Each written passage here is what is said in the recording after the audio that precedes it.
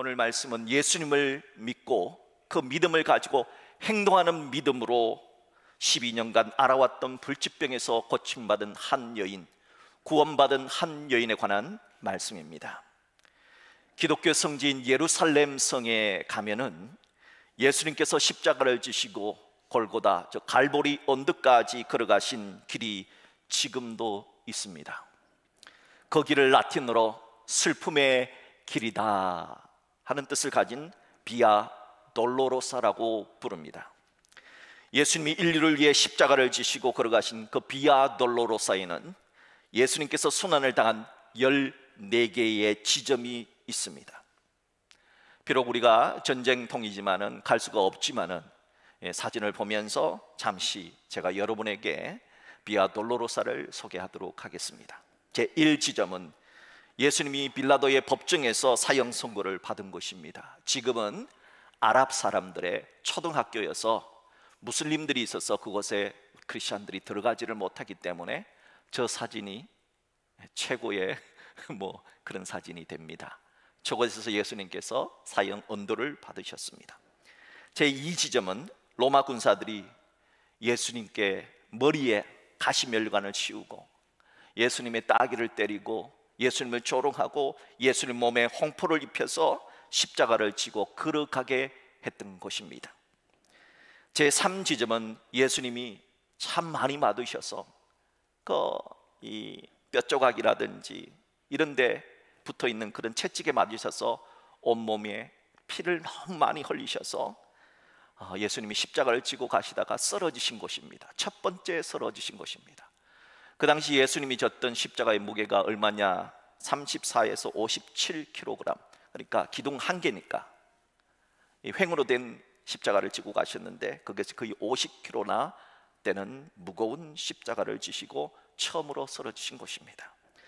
제4지점은 예수님께서 어머니 마리아를 만난 곳입니다. 제5지점은 도저히 예수님이 십자가를 질 수가 없는 그런 형편인 줄 알고 로마 병사가 구레네 사람 시몬에게 예수님의 십자가를 대신 지게 했던 곳입니다. 제6지점은 베로니카라고 하는 여인이 예수님의 머리서부터 흘러내린 피와 땀으로 얼굴이 범벅져 있었는데 자신의 손수건으로 예수님의 얼굴을 닦아드렸다 하는 곳입니다. 그때 베로니카가 돌려받은 손수건에는 예수님의 얼굴 형상이 찍혀 있었다는 전설이 지금도 있고 로마 교회는 이것을 보물로 간직하고 있습니다. 제7지점은 예수님이 두 번째로 쓰러지신 곳입니다. 제8지점은 예수님을 따라오는 울고 있는 여인들을 향해 딸아, 나를 위하여 울지 말고 너희와 너희 자녀들을 위하여 울라 하신 곳입니다. 제9지점은 예수님이 세 번째로 쓰러지신 곳입니다. 제10지점은 예수님의 옷을 벗긴 곳입니다. 저것은 일반적으로 십자가를 지고 성지순례하는 사람이 그 십자가를 내려놓는 것입니다. 이제 십자가를 지는 성모 교회로 들어가는 것이죠. 제11지점은 예수님이 십자가 나무에 못 박힌 곳입니다. 제12지점은 예수님이 십자가 위에서 십자가에 달려서 숨을 거두신 곳, 돌아가신 곳입니다. 제13지점은 아리마대 요셉이라는 부자가 예수님의 시신을 저곳에서 내려서 염을 했던 곳입니다. 제14지점은 예수님이 아리마대 요셉의 무덤에 묻히신 곳인데 거룩한 묘라고 해서 성묘교회로 불려집니다. 이 비아 돌로로사 제14개 지점 가운데 오늘 본문에 나오는 여인과 관련된 지점이 있습니다. 바로 제6지점인 베로니카라고 하는 여인이 예수님의 얼굴에서 흘러내리는 피와 땀을 닦아준 것입니다. 중세 교회 시대부터 이 여인이 도대체 누구인가를 연구를 했던 학자들이 오늘 본문에 나오는 12년 동안 혈루증을 앓다가 예수님의 옷자락을 만져 치유된 여인은 바로 베로니카라고 하는 여인으로 그렇게 보고 있습니다.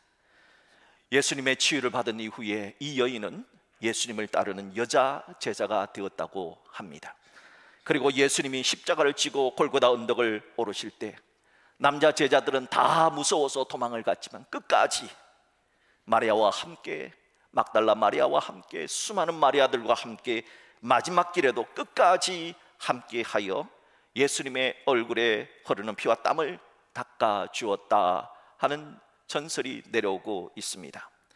오늘 본문에 나오는 여인은 자궁에서 피가 계속해서 흘러내리는 하열병으로 그 당시 의술로는 고치기가 힘든 불치병이었습니다.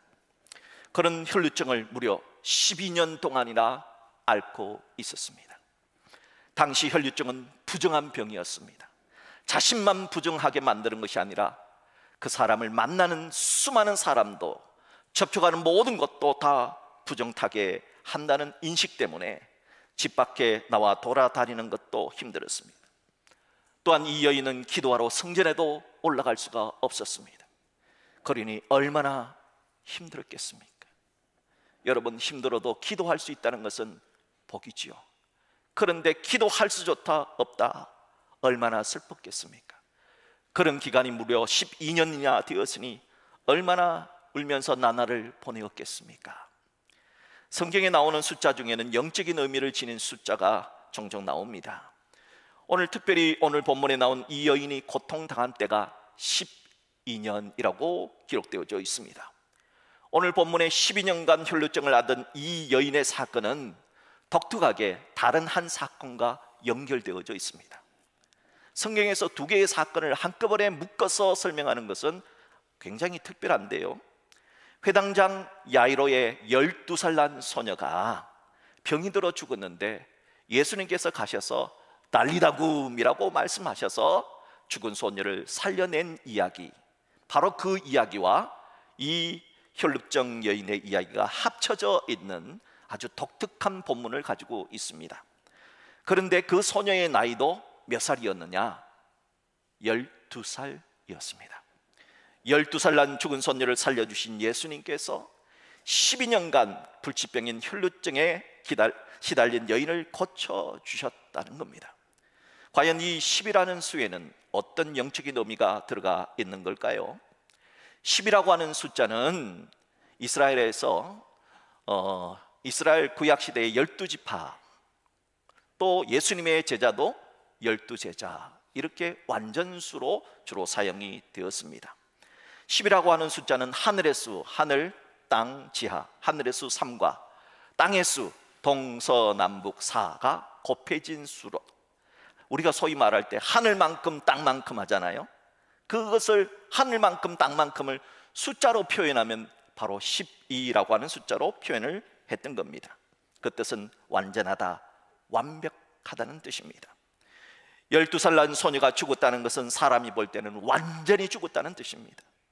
그러나 사람이 볼 때 완전히 죽은 자라 할지라도 예수님은 죽은 소녀를 살려내심으로 죽음의 문제를 정복하신 부활의 주님이시다 하는 진리를 드러내고자 한 겁니다.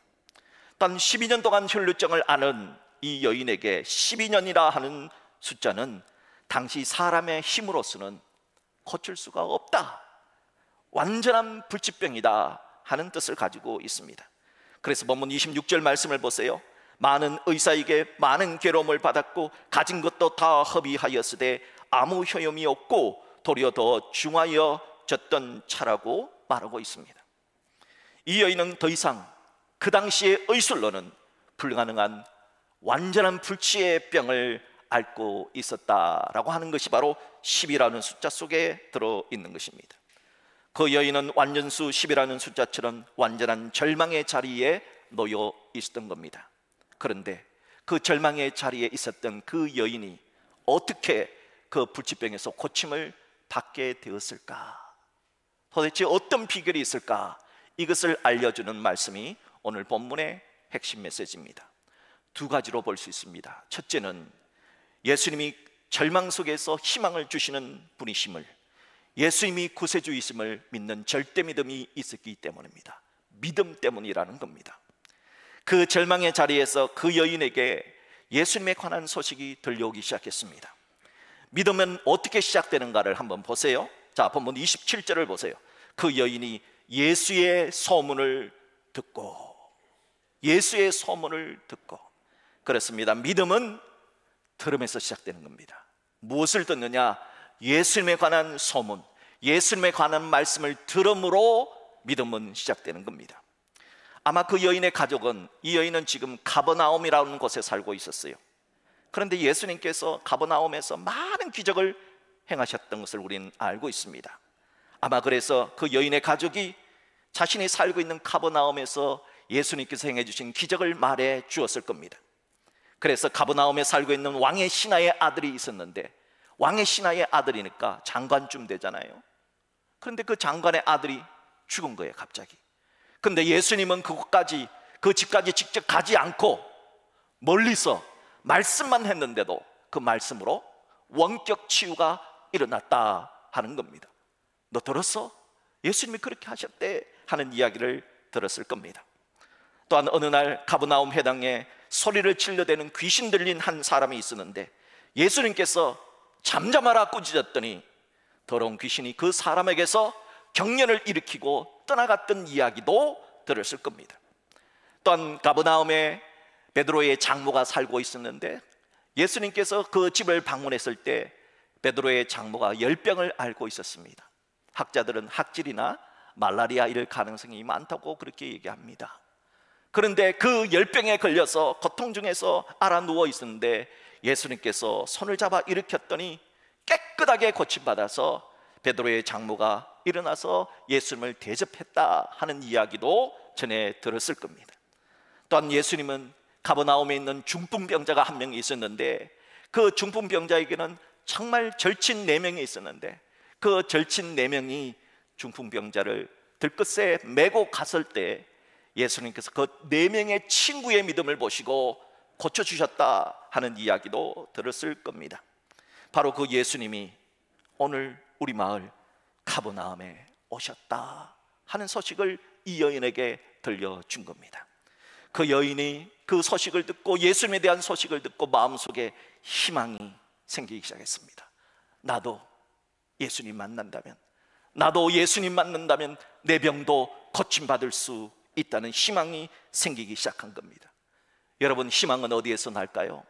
믿음은 예수님에 관한 말씀을 들으며 시작되고, 믿음이 시작되는 곳에 희망도 함께 시작이 되는 것입니다. 여러분 마음속에도 이 시간 하나님의 말씀이 들어가서 여러분 마음속도 희망이, 꿈이, 비전이 자라기를 주의 이름으로 축복합니다. 종교개혁자 마틴 루터는 이렇게 얘기했습니다. 이 세상을 움직이는 힘이 뭐냐? 희망이라 그랬습니다. 그래서 사람들은 이 희망이 사라지면은, 내 마음대로 되지 않으면은, 내 마음대로 되는 일이 없고 연거푸 슬픈 일, 우는 날만 많으면은 나는 할 수 없다는 절망이 찾아오고, 아, 이것이 내 팔자구나 하는 운명론에 빠지게 됩니다. 그렇게 되면 독일의 문학가인 괴테의 말처럼 인간이 절망하는 곳은 어떤 신도 살 수 없다 할 정도로 이 세상이 생지옥이 되는 것입니다. 희망을 놓쳐버리면 이 세상은 생지옥이 되는 겁니다. 그러므로 여러분이 어떤 경우에도 희망을, 꿈을 포기하면 안 되는 겁니다. 오늘 본문에 나오는 이 여인은 12년 동안 정말 생지옥과 같은 현실 속에서 살았습니다. 하지만 그런 생지옥 같던 절망 속에서도 희망을 가지게 된 이유가 있습니다. 그것은 단 한 가지, 예수님에 관한 소문을 듣고 예수님에 관한 믿음을 가졌기 때문입니다. 오늘 본문 28절 말씀을 한번 보세요. 그 여인에게 희망을 읽을 수 있는 대목이 나옵니다. 본문 28절을 합독합니다. 이는 내가 그의 옷에만 손을 대어도 구원을 받으리라 생각함일러라.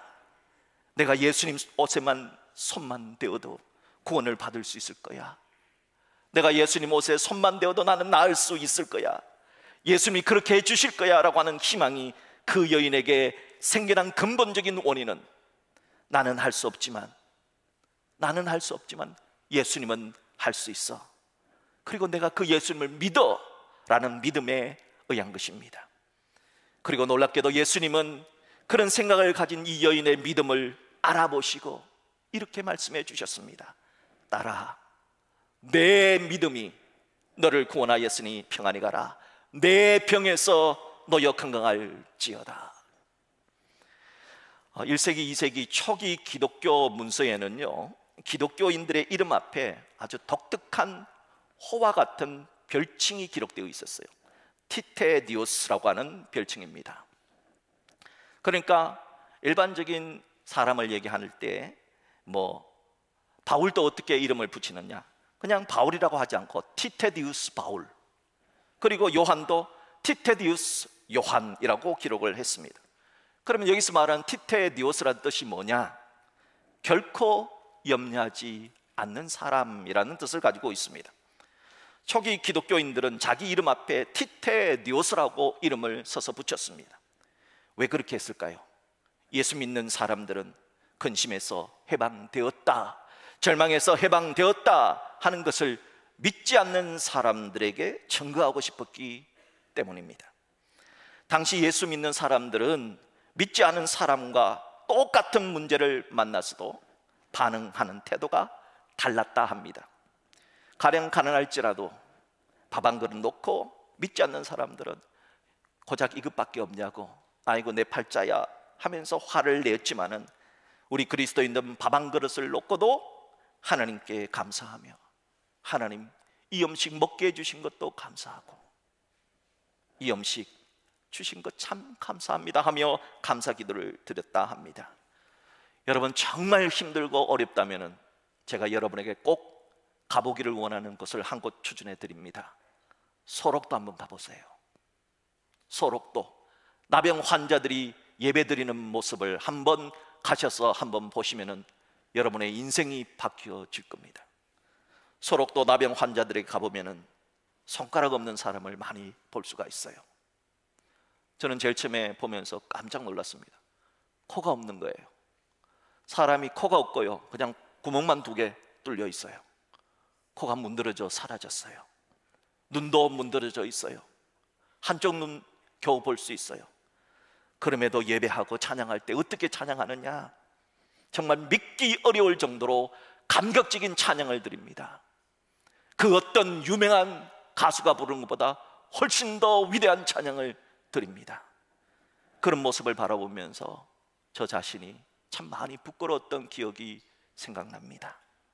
그런 태도가 바로 초대 기독교인들의 고난을 대하는 태도였습니다. 이런 모습을 볼 때 믿지 않는 사람들이 묻습니다. 도대체 너희에게 그런 희망을 주는 원인이 뭐냐? 비결이 뭐냐? 그럴 때 초대 기독교인들은 이렇게 말했다고 합니다.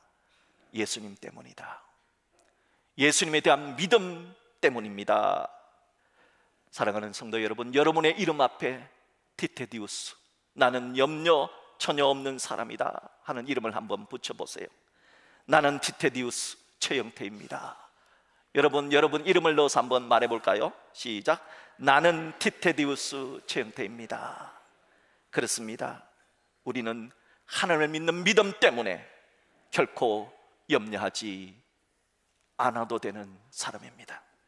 바라기는 우리들도 예수님이 나에게 희망을 주시는 구세주임을 믿고 그 믿음 때문에 희망을 가질 수 있기를 주님의 이름으로 축복합니다. 둘째로, 이 여인이 낫게 된 것에는 행동하는 큰 믿음이 있었기 때문입니다.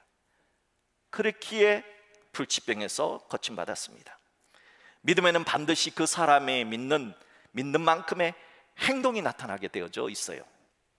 그러니까 그 사람의 믿음을 어떻게 나타내느냐, 여러분의 믿음을 뭘로 알 수가 있어요? 기도 크게 한다고요? 성경 말씀 많이 외운다고요? 직분이 목사라고요? 그렇지 않아요. 목사도 믿음 없는 목사들이 많아요. 그럼 도대체 뭘로 믿음이 있는지 없는지를 압니까? 행동을 통해서 알 수 있어요. 자, 이 여인이 어느 정도의 믿음이 있는지 우리 본문 27절, 28절 합독하겠습니다. 시작. 예수의 소문을 듣고 무리 가운데 끼어 뒤로 와서 그의 옷에 손을 대니 이는 내가 그의 옷에만 손을 대어도 구원을 받으리라 생각함일러라. 이 여인이 취한 행동은 믿음이 없으면 도저히 할 수 없는 행동이었습니다. 왜냐하면 이 여인은 12년 동안 하혈을 했던 부정한 여인입니다.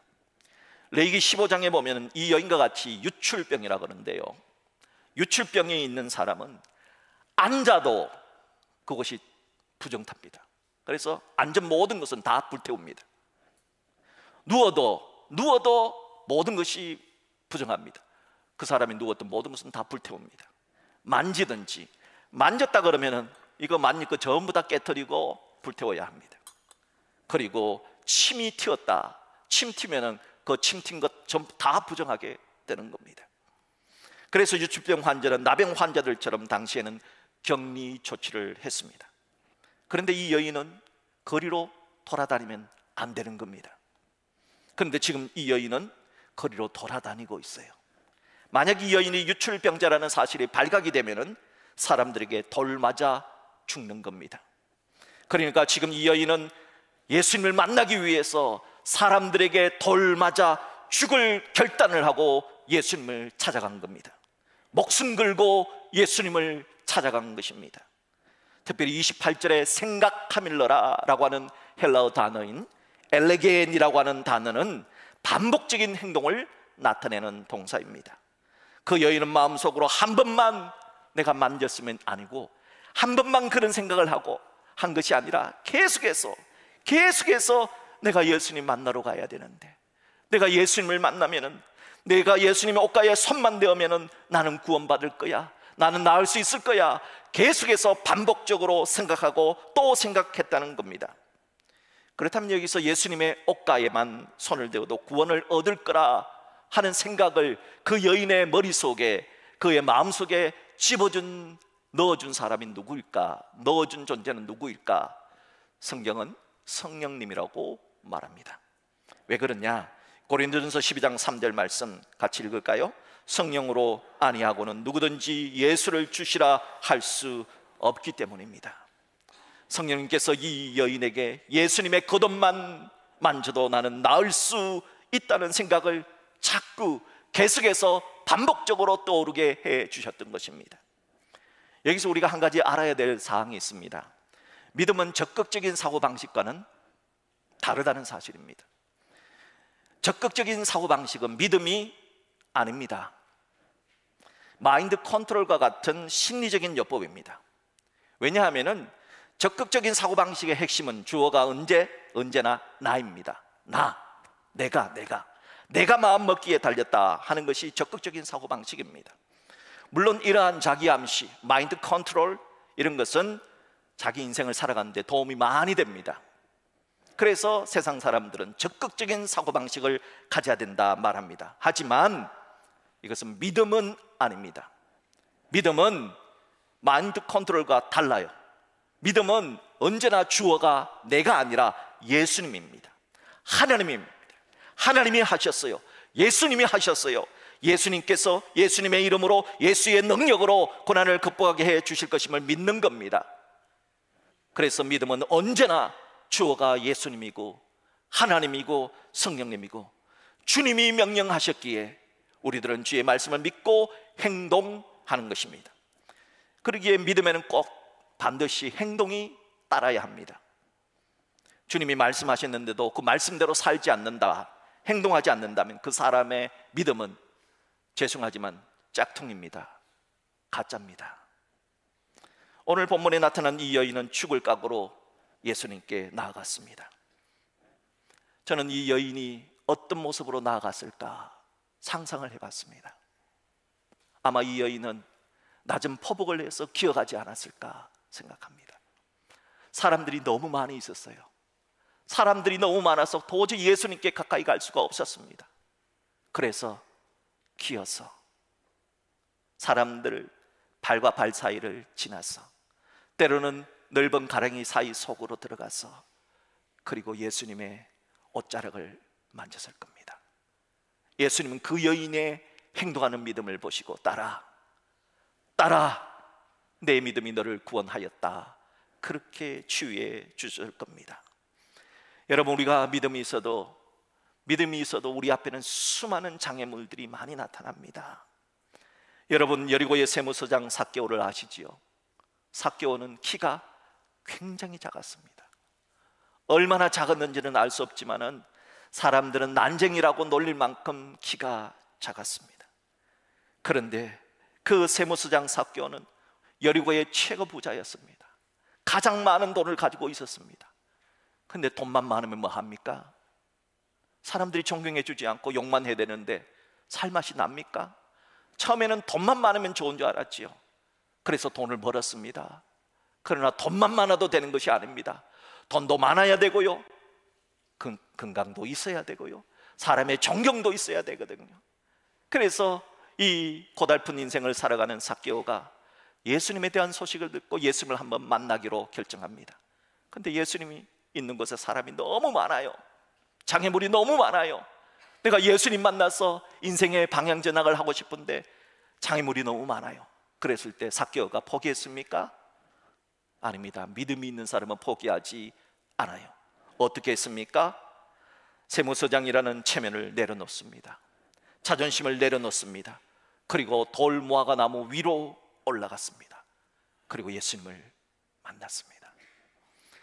여러분, 성경에 보면은 중풍병에 걸린 친구가 나와요. 이 중풍병에 걸린 친구가 아주 그에게는 베스트 프렌드 4사람이 있었습니다. 절친 4사람이 있었습니다.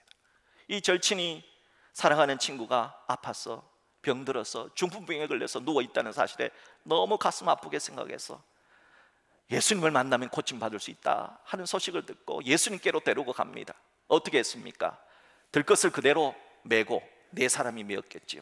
그러면서 예수님께로 갑니다. 근데 예수님이 계신 곳에 어떤 집에 있는데 사람이 꽤 막 둘러싸여서 사람이 너무 많은 거예요. 도저히 그 집에 들어갈 수가 없는 거예요. 그랬을 때 이 4명의 친구가 포기했을까요? 다시 집으로 돌아갔을까요? 그렇지 않습니다. 어떻게 했느냐? 지붕을 뜯어버렸습니다. 남의 지붕을 뜯어버렸습니다. 그리고 그 지붕으로 달아서 친구를 내려서 예수님께서는 그 친구들의 믿음을 보시고 그 친구들의 믿음을 보시고 그 친구들의 믿음을 보시고 그 자를 고쳐주셨습니다. 놀라운 일이죠. 그 친구들은, 여러분, 남의 집 지붕을 뜯으면 그건 물려줘야 될 거 아니에요? 배상해줘야 될 거 아니에요? 그러니까 그 친구들은 아마 우리 4사람이 돈을 4분의 1로 내가지고 저 집 지붕 수리해주자 말하고 주인한테 허락을 구하고 뜯고 내렸을 것이다, 그렇게 생각을 합니다. 오늘 본문에 나오는 이 여인도 예수님 주변에 사람이 너무 많다고 포기하지 않았음을 기억하십시오. 사랑하는 성도 여러분, 무엇이 우리를 구원합니까? 무엇이 우리를 치유케 만듭니까? 너의 믿음이, 내 믿음이 너를 구원하였느니라. 이 말씀을 기억하시고 여러분들도 행동하는 믿음의 사람 되시기를 주의 이름으로 축복합니다.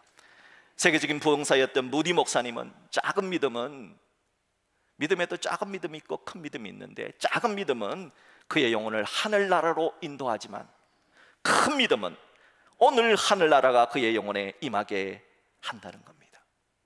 여러분, 작은 믿음은 죽어서 가는 천국입니다. 여러분, 천국을 죽어서만 가는 곳이라고 생각하지 마십시오. 큰 믿음의 사람은 하나님의 나라를 지금 오늘도 살아낼 수 있다는 겁니다. 저는 우리 모두가 이 세상을 살면서 우리의 삶의 자리가 천국으로 변했으면 좋겠습니다. 여러분의 믿음, 큰 믿음으로 말미암아 여러분이 살아가는 모든 것이 아무리 세상살이가 힘들고 어려워도 하나님 덕분에 내가 살아가는 이곳이, 나의 가정이, 나의 삶의 자리가, 일터가 바로 하나님의 나라가 될 수 있기를 주의 이름으로 축복합니다. 예수님이 나의 희망이심을 믿었던 그 여인, 죽기를 각오하고 행동했던 그 믿음으로 예수님의 옷가에 손을 댄 그 여인에게 34절에 이렇게 말합니다. 딸아, 딸아, 너는 내 사랑하는 딸이다. 주님이 우리에게 말씀하십니다. 딸아, 아들아, 너는 내 사랑하는 아들이요 딸이다. 이 말씀이 얼마나 그 여인의 가슴을 벅차게 했을까요? 그리고 예수님은 불치병을 고쳐주셨고 그 여인이 원치 않았던 천국에도 갈 수 있는 복을 주셨습니다. 사랑하는 성도 여러분, 오늘 12년 동안 혈루증으로 고통받은 이 여인을 묵상하십시오. 그리고 어떻게 이 여인이 그 절방의 자리에서 일어나 하나님의 딸이 되었는가를 기억하십시오.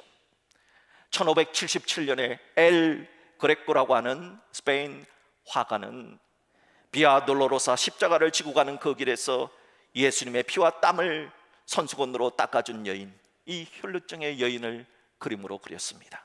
바로 베로니카라고 하는 여인입니다.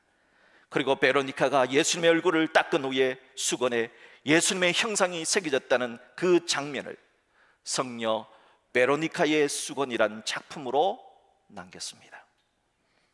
이 시간 오늘 12년 혈루증이란 불치병, 그 절망의 상황에서 어떻게 한 여인이 예수님께 고침받게 되었는가를 깊이 묵상하십시오. 그리고 예수님이 말씀해 주신 것처럼 딸아, 아들아, 내 믿음이 너를 구원하였으니, 그 말씀을 들었던 행동하는 믿음의 소유인 이 여인처럼 우리들도 행동하는 믿음으로 주님으로부터 딸아, 아들아, 내 믿음이 너를 구원하였다는 소리를 다 들을 수 있는 우리 모두가 될 수 있기를 주님의 이름으로 축복합니다.